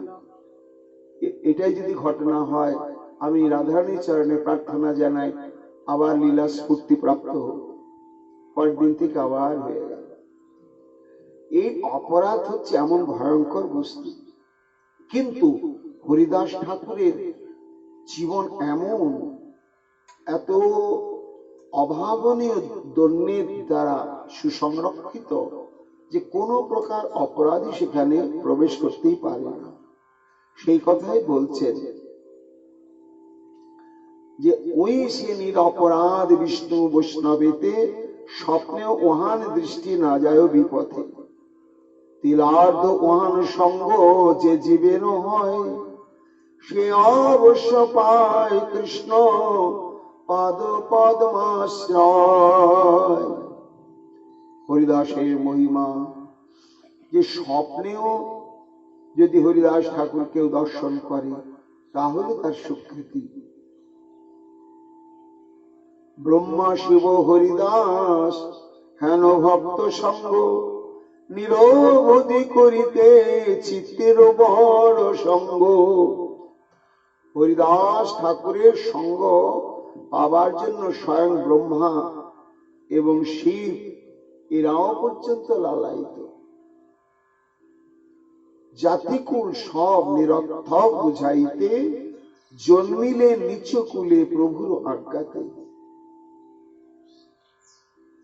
ডঙ্করাজকে প্রশ্ন করছেন যে আচ্ছা, উনি তো মুসলমান ঘরে জন্মগ্রহণ করেছেন, সেই দিক থেকে তো বর্ণ বিচারের দিক থেকে তো অস্পৃশ্যই বটে। তখন ডঙ্করাজ বলছে, না, এরকম ভাবিও না। এটা এই কলিযুগে মহাপ্রভু ওই কনিষ্ঠ যারা, নিকৃষ্ট যারা, তাদের মহিমা জগতে ঘোষণা করবার জন্য ভগবত ইচ্ছাতেই তার জন্ম হয়েছে নিকৃষ্ট বংশে, নিকৃষ্ট কুলে। জাতিকুল সব নিরর্থক বুঝাইতে, অর্থাৎ মহাপ্রভু কলিযুগে সবাইকে জানাতে চাইছেন যে কৃষ্ণ ভজন, কৃষ্ণ প্রেম ভক্তির অনুশীলন করার জন্য জাতিকুল আদির কোনো যোগ্যতার প্রয়োজন নেই। ব্রাহ্মণ কুলে জন্মগ্রহণ না করলে বা উচ্চ কুলে জন্মগ্রহণ না করলে যে তার ভজন সাধন হবে না, তা নয়। যত নিকৃষ্ট কুলে জন্মগৃহীণ বংশী তার জন্ম হোক, তার দৃষ্টান্ত হরিদাস দেখো। অধম কুলেতে যদি বিষ্ণু ভক্ত হয়, তথাপিও সেই সে পূজ্য সর্বশাস্ত্রে কয়। অধম কুলে কেউ জন্মগ্রহণ করেছেন, কিন্তু ভক্তি লাভ করলেন, শুদ্ধ প্রেম ভক্তি লাভ, তখন শাস্ত্রই তাকে পরম পূজ্য বলে ঘোষণা করছেন। হরিভক্তি বিলাসে রয়েছে, ভগবান বলছেন, নামে ভক্ত চতুর্বেদী মদ্ভক্ত সপচ প্রিয়, তস্মৈ দেয়ং তত গ্রাহ্যং সচ পূজ্য যথা হি অহম। অর্থাৎ ভক্তিহীন চতুর্বেদী ব্রাহ্মণ বা চৌবে ব্রাহ্মণ। চতুর্বেদী ব্রাহ্মণ কাকে বলা হয়? যার চারটা বেদ মুখস্থ, গড়গড় করে চারটা বেদ বলে দিতে পারে, তাকে বলা হয় চতুর্বেদী। চতুর্বেদীর চাইতে বড় ব্রাহ্মণ, উঁচু ব্রাহ্মণ নেই। তা এইরকম চতুর্বেদী ব্রাহ্মণ যদি কৃষ্ণ ভক্ত না হয়, বেদ মুখস্থ এটা ঠিক, কিন্তু সে কৃষ্ণ ভজন করে না, কৃষ্ণ যে পরম আরাধ্য এটা সে স্বীকার করে না। এই জন্য চতুর্বেদী যতই হোক, সে যদি আমাতে, ভগবান নিজে বলছেন শ্রীকৃষ্ণ, আমাতে যদি ভক্তি পরায়ণ না হয়, তাহলে সে আমার আর ভক্ত নয়। তাহলে কে ভক্ত? মদ ভক্ত সপচ প্রিয়। সপচ মানে শৃগাল, কুকুর, এইসব হত্যা করে যারা ভক্ষণ করে, এরকম একটা জাতি প্রাচীন কালে ছিল। আমরা ছোটবেলায় দেখেছি, শিয়াল মারা বলতাম। এরা বিচিত্র ভাবে এই শৃগালগুলোকে মারে, মেরে অদ্ভুত ভাবে এদের ভোজনের ব্যবস্থা, অদ্ভুত। তা বেদাদি শাস্ত্রে এই সম্প্রদায়কে, এই জাতিকে সব থেকে নিকৃষ্ট বলা হয়েছে। যে মাংসভোজী হোক, কিন্তু প্রচলিত মাংসভোজী, শৃগাল কুকুর কি খায় কেউ? কিন্তু যারা ভক্ষণ করে, তাহলে তারা কত জঘন্য নিকৃষ্ট। ওই বিষ্ঠাভোজী কুকুর শৃগাল, আর তাদেরকে তারা খায়। তা এইরকম যদি কুকুর ভোজী শপথ জাতি, তারাও যদি দৈবক্রমে ভক্ত হয়ে যায়, ভক্ত সঙ্গ গুণে, তাহলে সেই হচ্ছে আমার শ্রেষ্ঠ ভক্ত। তস্মৈ দেয়ং, যদি দান করতে হয় ওকেই দান করো, তত গ্রাহ্যং, তার কাছ থেকে যদি কিছু দিতে হয়, তাহলে বৈষ্ণবের হাত থেকে কিছু নাও, সেটাই তোমার স্বীকৃতির ভান্ডারে জমা হবে। আর যদি পুজোই করতে হয়, তাহলে সে বৈষ্ণবকে পুজো করো, তিনি কোন কুলে জন্মগ্রহণ করেছে বিচার করতে যেও না, এবং কেমন ভাবে পূজা করবে। যথাহি অহম, আমি যেমন ভাবে পূজিত হয়ে থাকি সাক্ষাৎ ভগবান বোধে, ঠিক তেমনি আমার যারা ভক্ত সে নিচ কুলে জন্মগ্রহণ করলেও তাকে তদনুরূপী পূজা করতে হবে। বিষ্ণু ভক্তি বিহীনা যে চণ্ডালা পরিকীর্তিতা, চণ্ডালা অপি বৈশ্রেষ্ঠা হরি ভক্তি পরায়ণ। ব্রাহ্মণ হয়ে যদি হরি ভজন না করে, শ্রীকৃষ্ণ ভজন না করে, ব্রাহ্মণের যত যত বৈদিক ক্রিয়া সবই নিষ্ঠা সহকারে করে, তাহলে সেও চণ্ডাল। আর একজন চণ্ডাল যদি হরি ভজন করে তাহলে তিনি সর্বশ্রেষ্ঠ।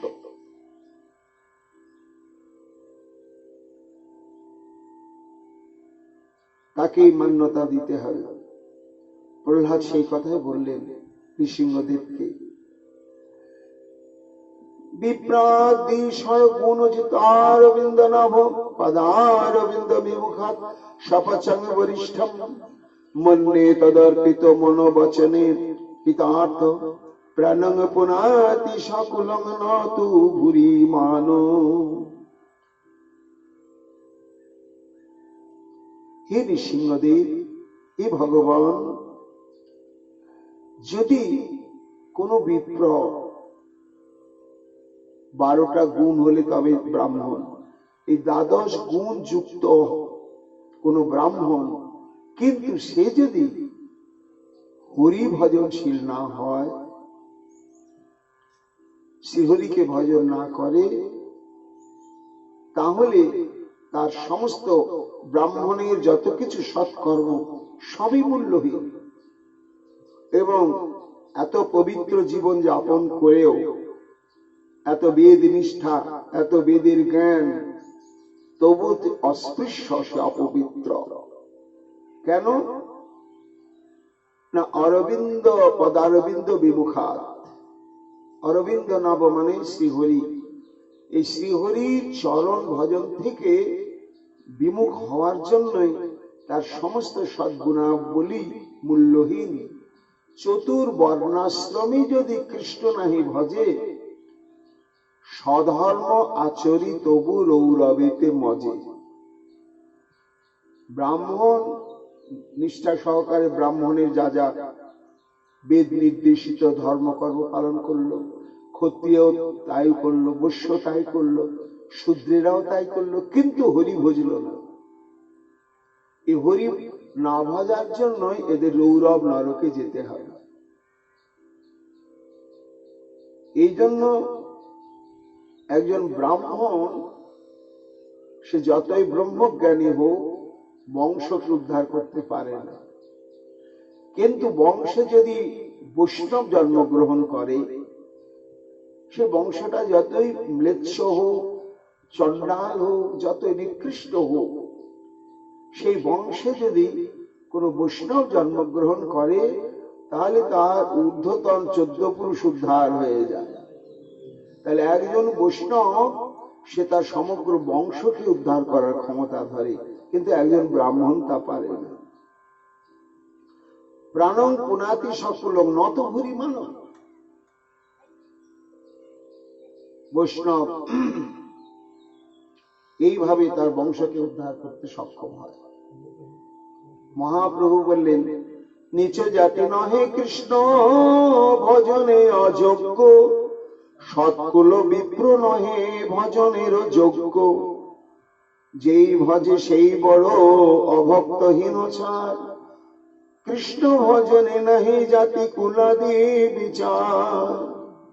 দিনের এই অধিক দয়া করি ভগবান, কুলীন পণ্ডিত ধনির বড়ই অভিমান। এই জন্য ডঙ্করাজ বলছেন যে এটা মহাপ্রভুর ইচ্ছাক্রমে এই নিচু বংশে সব জন্ম দিয়ে তাদেরকে ভক্তি দিয়ে জগৎকে দেখাচ্ছেন যে হরি ভজনের বিচার জাতি বর্ণাতীতে নেই। উত্তম কুলেতে জন্মি কৃষ্ণে না ভজে, কুলে তার কি করিবে নরকেতে মজে। এই সব বেদ বাক্যের সাক্ষী দেখাইতে জন্মিলেন হরিদাস অধম কুলেতে। প্রহ্লাদ যেহেনে দৈত্য কপি হনুমান, এই মতো হরিদাস নিচ জাতি না। লঙ্করাজ দৃষ্টান্ত দিচ্ছেন যে দেখো ভাই, প্রহ্লাদ বলতে তো সবাই আমরা এমনি করি, ভক্তরাজ প্রহ্লাদ, কিন্তু রাক্ষস তো, দৈত্য, বংশটা তো বৈষ্ণব বংশ নয়। তেমনি জয় হনুমান জয় বজরং বলি, নববিধা ভক্তি বলতে দাস্য হনুমান, কিন্তু সে কি না একটা বাঁদর, তাই না? তাহলে বানর হয়েও হনুমান ভক্তরাজ, রাক্ষস হয়েও প্রহ্লাদ ভক্তরাজ। ঠিক তেমনি মৃত্যুকুলে জন্মগ্রহণ করে হরিদাস ঠাকুর হচ্ছে তেমনি আচার্য। হরিদাস স্পর্শ বাঞ্ছা করে দেবগণ, গঙ্গাও বাঞ্ছেন হরিদাসেরও মজ্জন।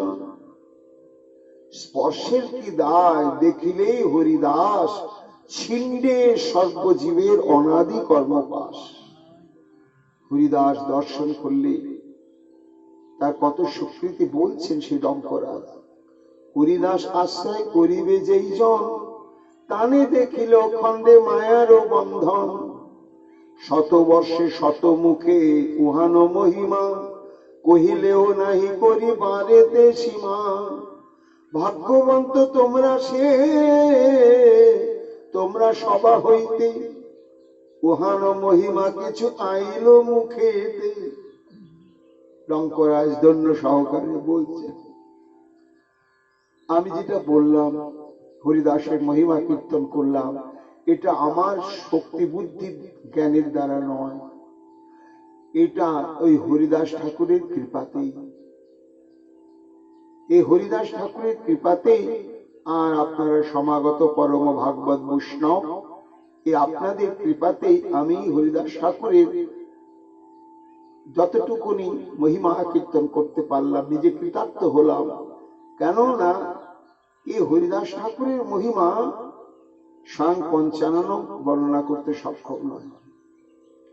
সকৃত যে বলিবে হরিদাস নাম, সত্য সত্য সেহ যাইবে কো কৃষ্ণ ধাম।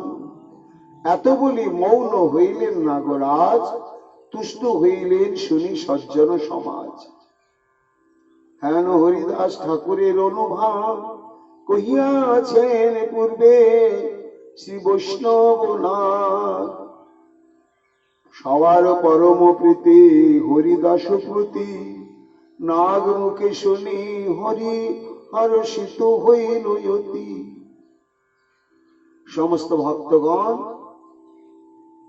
এই হরিদাস ঠাকুরের মহিমা কীর্তন তারা তো এমনি অনুভব করেছিলেন, কিন্তু এইবার সেই আবিষ্ট চিত্ত মহানাগের আবেশে আবিষ্ট চিত্ত ডঙ্কের মুখে হরিদাস ঠাকুরের এই সমস্ত রহস্যময় মহিমা শ্রবণ করে হরিদাসের প্রতি তাদের শ্রদ্ধা আরো সহস্র কোটি গুণ বেড়ে গেল।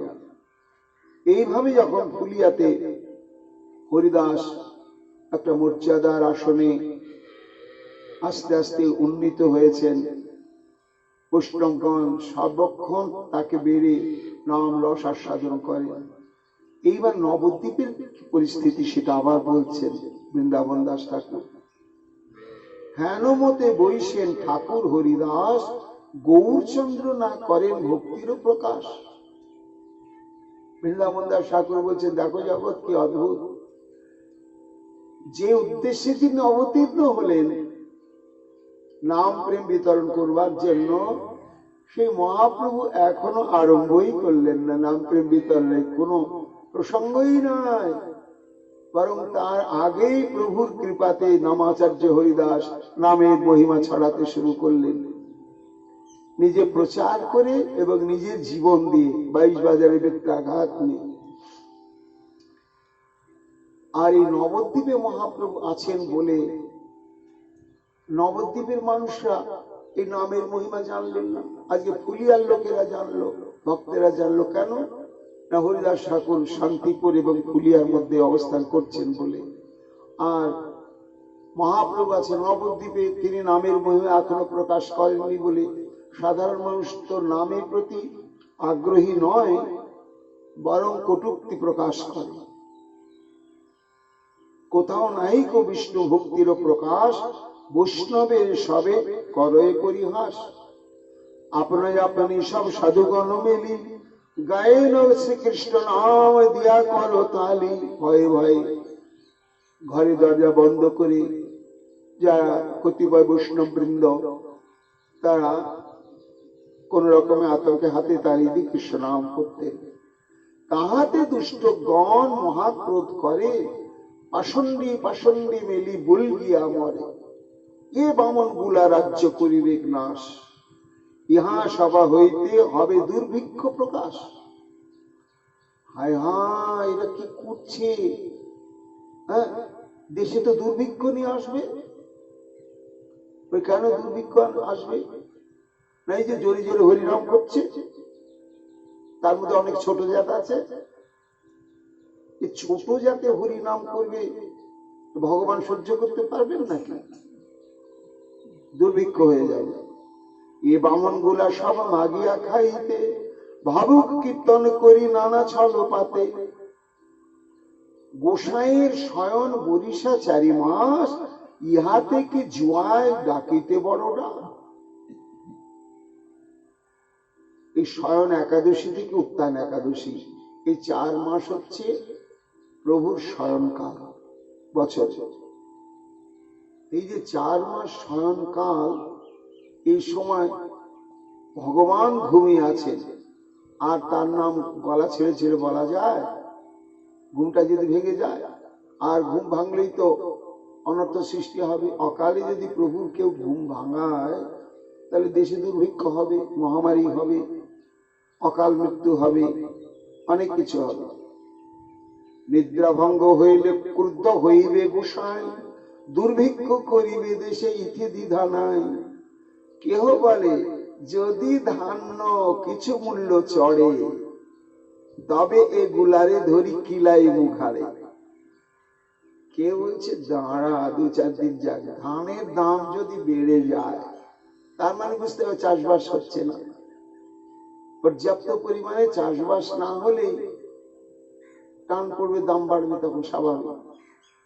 আর এই পর্যাপ্ত চাষ না হওয়ার জন্য এই দায়ী হবে এরা। তার জন্য ধানের দাম বাড়বে। যদি বাড়ে তখন কিরকম কি? কেহ বলে একাদশী নিশি জাগরণে, করিবে গোবিন্দ নাম করি উচ্চারণে। কেউ বলছে হ্যাঁ রে ভাই করু, কিন্তু একাদশীর দিনে নাম শাস্ত্রে করতে বলেছে, কিন্তু রোজ করতে হবে কেন? প্রতিদিন উচ্চারণ করিয়া কি কাজ? এই রূপে বলে যত মধ্যস্থ সমাজ। দুঃখ পায় শুনিয়া সকল ভক্তগণ, তথাপি না ছাড়ে কেহ হরি সংকীর্তন। ভক্তি যোগে লোকের দেখিয়ায় অনাদর, হরিদাস দুঃখ বড় পায়েন অন্তর। তথাপিও হরিদাস উচ্চস্বর করি, বলেন প্রভুর সংকীর্তন মুখ ভরি। ইহাতেও অত্যন্ত দুষ্কৃতি পাপীগণ, না পারে শুনিতে উচ্চ হরি সংকীর্তন।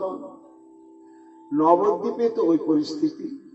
আবার এই ফুলিয়াতেও কিছু কিছু বিরোধী গড়ে উঠল, তারা সহ্য করতে পারছে না। কিন্তু দল ভারী হয়ে গিয়েছে হরিদাস ঠাকুরের। এই জন্য অন্য কোনো পথে একে অপদস্থ করা যাচ্ছে না। বেটাকে অপদস্থ করতে হবে শাস্ত্র বিচারে। এই যুক্তিবুদ্ধি করে একজন শাস্ত্রজ্ঞ ব্যক্তিকে ঠিক করলো, সে ওদের দলে, পাষণ্ডীদের দলে। হরিনদী গ্রামে এক ব্রাহ্মণ দুর্জন হরিদাসে দেখি ক্রোধে বলয়ে বচন তাকে তাতিয়ে দিয়েছে। আর শেষ চাই অয় হরিদাস তোমার কি ব্যবহার, ডাকিয়া যে নাম লহ কি হেতু ইহার। আরে নাম করো করো, মনে মনে করো। ভগবান কি কানে কম শুনে না? যে মনে মনে করলে ডাকবে না, তিনি শুনতে পাবেন না? কিন্তু এই একেবারে গলা ছেড়ে করছো, অনেকের ঘুম হয় না,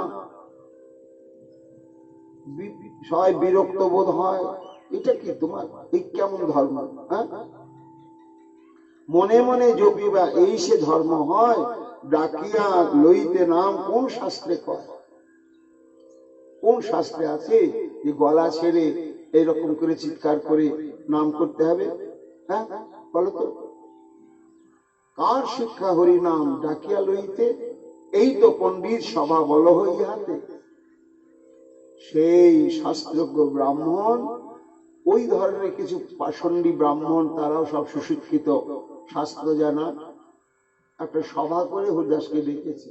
ডেকে ওইখানে এই সব কথাগুলো হচ্ছে।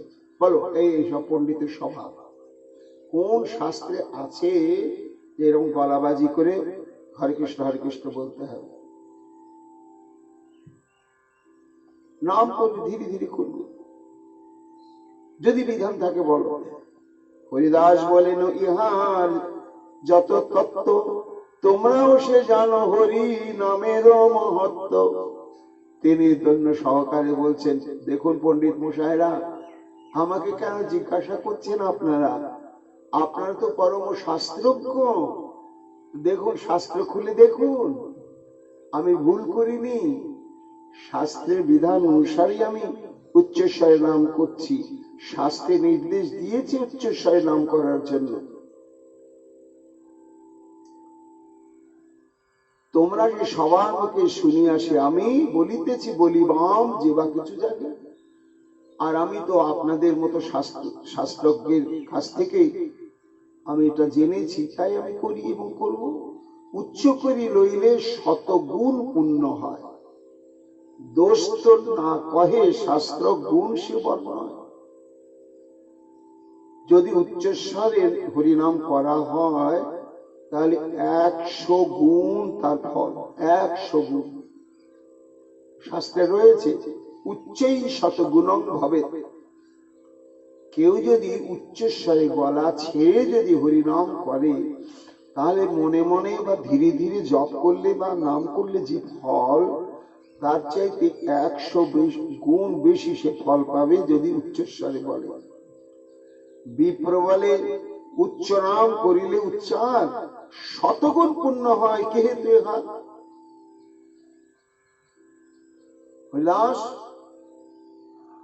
শোনো, শাস্ত্রে বললো না এই শতগুণ ফল উচ্চস্বর গলা ছেড়ে বললে? এর কোন প্রমাণ আছে না?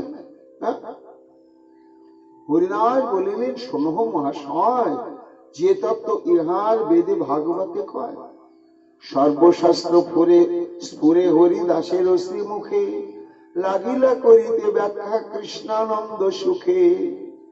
বৃন্দাবন দাস ঠাকুর বলছেন, কার সঙ্গে কথা বলছে? হ্যাঁ, উনি তো অদ্বৈতাচার্যের কাছে সমস্ত শাস্ত্র অধ্যয়ন করেছেন। শুধু অধ্যয়ন নয়, তার কণ্ঠে আছে সমস্ত শাস্ত্র। কাজে তার সঙ্গে তর্কে লাগা কি সম্ভব? শোনো বিপ্র, সৎকৃত শুনিলে কৃষ্ণ নাম, পশু পক্ষী কীট যায় বৈকুণ্ঠ ধাম। বুঝলে? তা যে একা খায় আর যে লক্ষ লক্ষ মানুষকে খাওয়ায়, শ্রেষ্ঠকে না যে লক্ষ লক্ষ মানুষকে খাওয়াতে পারে সেই শ্রেষ্ঠ? তেমনি ধীরে ধীরে যে জপ করে সে একাই উদ্ধার হয়। আর গলা ছেড়ে যে হরিনাম করে সে শুধু মানুষ না, পশু পাখি কীট সবাইকে বৈকুণ্ঠ পাঠিয়ে দিচ্ছে। কেন? নাম হচ্ছে ধ্বনি, শব্দ ধ্বনি তরঙ্গ। এই যে এখানে যত কীর্তন হচ্ছে, এই শব্দ তরঙ্গ গিয়ে কাছে সব জায়গায় স্পর্শ করছে। এই স্পর্শ হওয়াতে এদের নাম সাধনের ফলটা হয়ে যাচ্ছে। আর যাদের শ্রবণ শক্তি আছে তারা শুনছে, শোনাতে কি হচ্ছে, সে তো ভজন সাধন করবে না কোনোদিন, বা হয়তো কখন করবে ঠিক নেই, কিন্তু এই যে কানে শুনছে নামটা, এই শোনার সঙ্গে সঙ্গে তারও ভজন হয়ে যাচ্ছে। কি ভজন হচ্ছে? শ্রবণ। নববিধা ভক্তির মধ্যে শ্রবণ অঙ্গটা তার যাজন হয়ে যাচ্ছে, হরিনাম শ্রবণ করছে, আর এতে তার বৈকুণ্ঠ প্রাপ্তি হবে। এ নিয়ে একটা প্রমাণ আছে ভাগবতে, হরিদাস ঠাকুর বলছেন। প্রমাণটা হচ্ছে এই যে একবার শিবরাত্রি ব্রত উদযাপনের জন্য নন্দ বাবাই মানত ছিল অম্বিকা বনে যে মহাদেবজি রয়েছেন সেখানে বিশেষ পুজো পাঠ ঘটা করে জপ ধ্যান, তারপরে সেখানে ব্রাহ্মণ সেবা ইত্যাদি সমস্ত অনুষ্ঠান আয়োজন করা। গোপাল এবার বড় হয়েছে, এইবার সবাই মিলে যাব। গোপাল আবার এই শিবরাত্রিতে আমরা ওইখানে, হ্যাঁ বাবা হ্যাঁ। তা একেবারে সবাই গিয়ে অম্বিকা বনে 2 দিন 3 দিন থাকতে হবে। বিরাট সব প্যান্ডেল হয়েছে থাকার, রান্না বান্না, তারপরে গোশালা, সকট সুমো থাকবে, কর্মীবৃন্দ থাকবে, সুন্দর একেবারে ব্যবস্থা হয়ে যাগ যজ্ঞানুষ্ঠান হবে, ব্রত ইত্যাদি হবে। এখন রাত্রিবেলা হঠাৎ নন্দ বাবা মধ্যরাত্রিতে চিৎকার করছে, ও লালা কানাইয়া তো কাহা হো, জলদি আনা, ও কানা কানা কানা। এমন আর্তনাদ করছেন, আর ওই আর্তনাদ শুনে সব গোয়ালারা ছুটে চলে এসেছে। আরে বাবার কি হলো, নন্দ বাবার কি হলো, নন্দ মহারাজের কি হলো? তারপরে এসে দেখছে কি সর্বনাশ। কি হয়েছে না, ভাগবতে বলছেন, কশ্চিন মহান হরিস্তস্মিন বিপিনে অতি বুভুক্ষিত যদি ছায়াগত নন্দং শয়ন উরগ অগ্রসী। একটা বিরাট পাহাড়ি অজগর সাপ, ওরা এত বড় বড় হয় আস্ত মানুষকে গিলে ফেলতে পারে। ওই রকম একটা সাপ ছিল, কেউ বুঝতে পারেনি।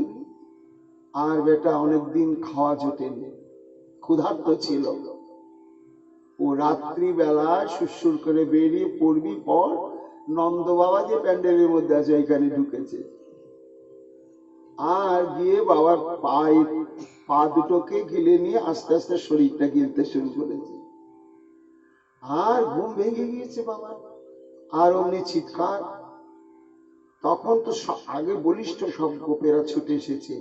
অলাতৈর হন্য মানবী নাম উঞ্চত তৎপুরঙ্গম তমস্পৃশ্যৎ পাদেদেব ভগবান সত্যতাঙ্গপতি। বলিষ্ঠ গোপেরা এসে সেই দমাদম সাপটাকে পেটানো, ছাড়ছি না। শেষে অলাতম লাঠির ডগাতে ন্যাকড়া জোরে তাতে তেল ডুবিয়ে আগুন দিয়েছে, দিয়ে সেটা ঠেসে ঠেসে ধরছে সাপের গায়ে। কিন্তু কিছুতেই নন্দ বাবাকেও ছাড়লই না, ছাড়ছেই না, একেবারে ধীরে ধীরে গিলতেই আছে। তারা প্রমাদ গুনলেন, তখন তারাও শ্রীকৃষ্ণকে স্মরণ করলেন। তখন শ্রীকৃষ্ণ ছুটতে ছুটতে উপস্থিত, দেখছেন এই দৃশ্য। সঙ্গে সঙ্গে বাঁ পা দিয়ে ওই সর্পটাকে একটা পদাঘাত করলেন শ্রীকৃষ্ণ। আর যেই পদাঘাত করলেন, আর অমনি একটি অদ্ভুত ঘটনা ঘটে গেল। সবাই ভগবত শ্রীমৎ পাদস্পর্শ হতাশুভ তেজে সর্প বপুরহিত্বা রূপং বিদ্যাধরার্চিতম। সঙ্গে সঙ্গে বাবাকে তো ছেড়েই দিলেন, নন্দ বাবাকে দিয়ে ওই সর্প দেহটা ত্যাগ করে সর্প দেহের মধ্যে থেকে এক অপূর্ব সুন্দর দিব্য মূর্তি প্রকটিত হলো। তার অঙ্গের অলঙ্কারের আলোতে চারিদিকে আলোকিত হয়ে যাচ্ছে। আর কি দিব্য সুন্দর! গোপাল চমকে গেলেন, কি হলো ব্যাপার? তখন জিজ্ঞাসা করছেন, কো ভগবান, আপনি কে? দেখে তো মনে হচ্ছে আপনি কোন মহান ব্যক্তি, কিন্তু এরকম নিকৃষ্ট কর্ম, আমার পিতা শয়ন আছে আর তাকে গ্রাস করা হচ্ছিল, এরকম নিকৃষ্ট কর্ম প্রবৃত্তি কেন? তখন সেই সর্পটি পরিচয় দিচ্ছে, হে প্রভু, আমি হলাম সুদর্শন নামক একজন বিদ্যাধর। আমি অভিশাপ প্রাপ্ত হয়ে সর্পজনী প্রাপ্ত হয়েছিলাম। কেন আমার নাম সুদর্শন? কেন না, জন্ম থেকে আমি অত্যন্ত দেখতে সুন্দর। আমার দিকে কেউ তাকালে কিছুক্ষণ যে তাকিয়ে না থাকে তা নয়, এর জন্য আমার নাম সুদর্শন। অঙ্গিরা গোত্রীয় কিছু ঋষিগণ, তারা সব বিকলাঙ্গ ছিল। তারা যখন চলে তখন বিকৃত অঙ্গভঙ্গি হয়, আর তাই দেখে আমি হেসেছিলাম, তাদেরকে একটু কটূক্তি করেছিলাম যে তোমরা সাপের মতো এঁকে বেঁকে চলছো, বা বাবা কি ভালো। আর তারা তখন ক্রোধে উন্মত্ত হয়ে বললে, এটাকে আমরা ইচ্ছা করে করছি, আমাদের কর্মফল এইরকম দেহ পেয়েছি বেটা, তুই আমাদের এইটা না বুঝে এইরকম বলছি, যা সর্পজনী প্রাপ্ত হয়। কানতে কানতে তখন সেই সুদর্শন বিদ্যাধর বলছেন, হে প্রভু, যখন আমি অভিশাপ প্রাপ্ত হয়ে গেলাম, তখন আমার বিবেক জাগ্রত হলো যে বৈষ্ণবের স্থানে তো আমার অপরাধ হয়ে গেল। তখন আমি তাদের চরণে পড়ে ক্ষমা চেয়ে বললাম যে আমি অভিশাপ থেকে মুক্ত হতে চাই না। অভিশাপ আমি আশীর্বাদ রূপে মাথায় নিলাম, কিন্তু হে ঋষিগণ, আমার মুক্তির উপায়টা বলে দিন। আমি নিজের ভুল বুঝতে পেরেছি, আমি কি করে মুক্ত হতে পারবো অভিশাপ থেকে? তখন তারা বলেছিলেন, পূর্ণ ব্রহ্ম সনাতন নররূপে অবতীর্ণ হবেন গোকুলে, তার চরণ স্পর্শে তুমি মুক্ত হয়ে যাবে। হে প্রভু, আজকে সেই তুমি, তোমার চরণ স্পর্শ। কোন কথা? জন্নাম গৃহণ নখিনান শ্রুতি আত্মানমেব চ সদ্য পুনাতি কিং ভূস্তস্য কৃষ্ণ পদাহিতে। যার নাম হেলয়া শ্রদ্ধা যেমন করেই হোক সাধন করলেই জীবের পরাগতি লাভ হয়, আর সেই তুমি প্রভু, আজকে তুমি কৃপা করে আমাকে চরণ স্পর্শ দিয়েছ, তাহলে আমার যে সুকৃতি আজকে কত প্রাপ্তি হয়েছে এটা তো মুখেই বলা যাবে না। এই যে নামের মহিমা, এখানে সুদর্শন নামক বিদ্যাধর কীর্তন করলেন, ভগবানকে বলছেন যে তোমার নাম যে কোনো প্রকারে যদি সমুচ্চারিত হয় তাহলেই মানুষ বৈকুণ্ঠ গতি প্রাপ্ত হয়ে যায়।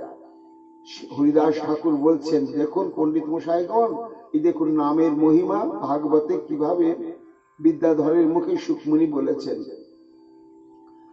আর নারদ পুরাণে রয়েছে কি, জপত হরি নামানি স্থানে শত গুণাধিক আত্মানাম চোখ পুনাতুচ্ছের জপন সত্যেন পোনাতিহি।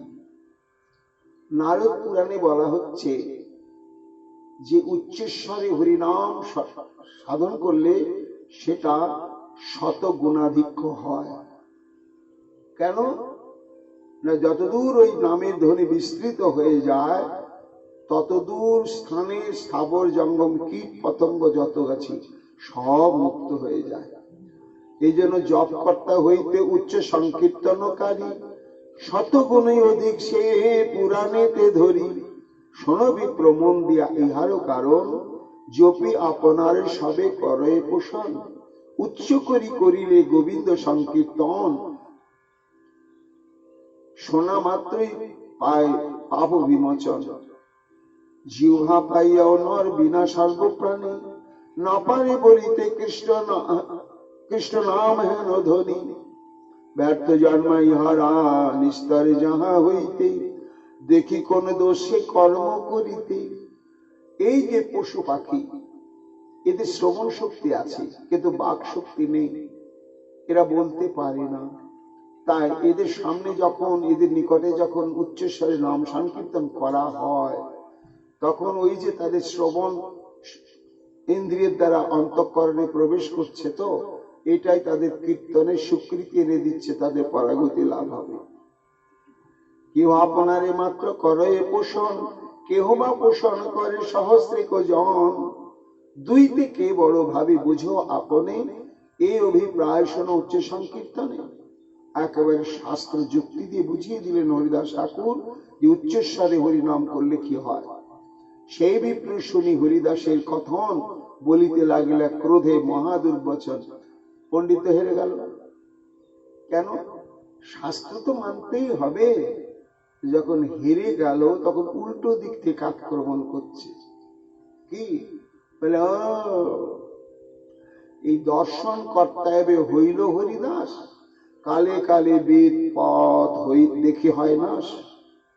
হ্যাঁ, শাস্ত্রে আছে যুগ শেষে শূদ্রবেদ করিবে বাখানে, এখনই তাহা দেখি শেষে আর কেন।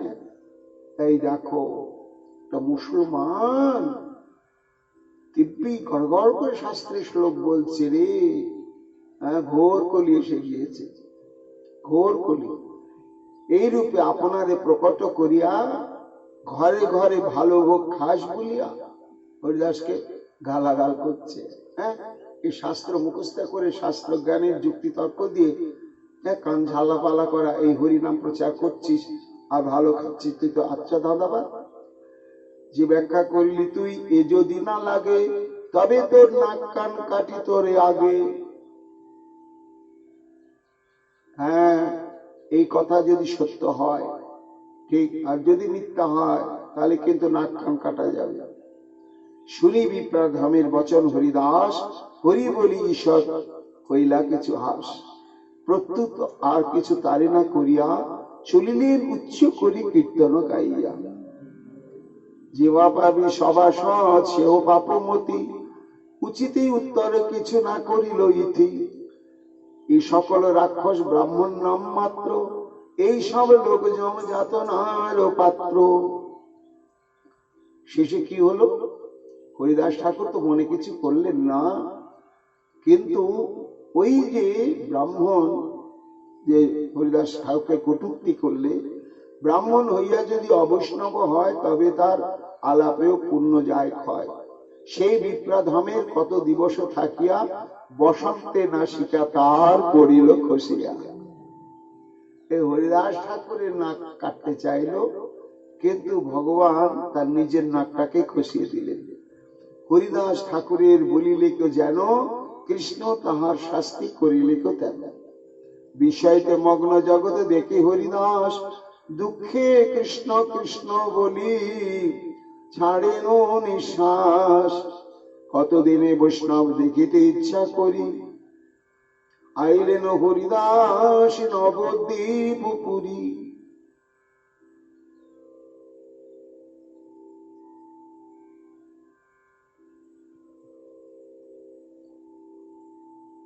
যে জনে পড়ে শুনে এসব আখ্যান, তাহারে মিলিবে গৌরচন্দ্র ভগবান। শ্রীকৃষ্ণ চৈতন্য নিত্যানন্দ চাঁদ যান, বৃন্দাবন দাস চচু পদ যুগে গান। এর পরবর্তী হরিদাস ঠাকুরের প্রসঙ্গ এখানে বৃন্দাবন দাস ঠাকুর শেষ করেছেন, কিন্তু এর পরেও আরো একটি উল্লেখযোগ্য ঘটনা হরিদাস ঠাকুরের জীবনে রয়েছে। সেটি আমাদের কৃষ্ণদাস কবিরাজ গোস্বামী পাদ বর্ণনা করেছেন। তা আমরা যেহেতু এটা হরিদাস প্রসঙ্গ, সেই প্রসঙ্গের মধ্যে আমরা সেটা আগামীকাল আবার শ্রবণ কীর্তন করে পরবর্তীতে নবদ্বীপ ধামে হরিদাস ঠাকুরের আগমনে কি প্রভাব পড়েছিল সেটি শ্রবণ কীর্তন করব। এখনকার মতো আমাদের চৈতন্য ভাগবত প্রসঙ্গ এখানেই বিশ্রাম লাভ করছে। নিতাই গৌর হরি বল। নর হরি প্রাণ গোরা গৌরাঙ্গ হে, গোরা গোরা গোরা গোরা গৌরাঙ্গ হে। হা গোরা প্রাণ গোরা গৌরাঙ্গ হে, মদন ভরে গাইব মোরা গৌরাঙ্গ হে। হা গোরা প্রাণ গোরা, হা গোরা প্রাণ গোরা।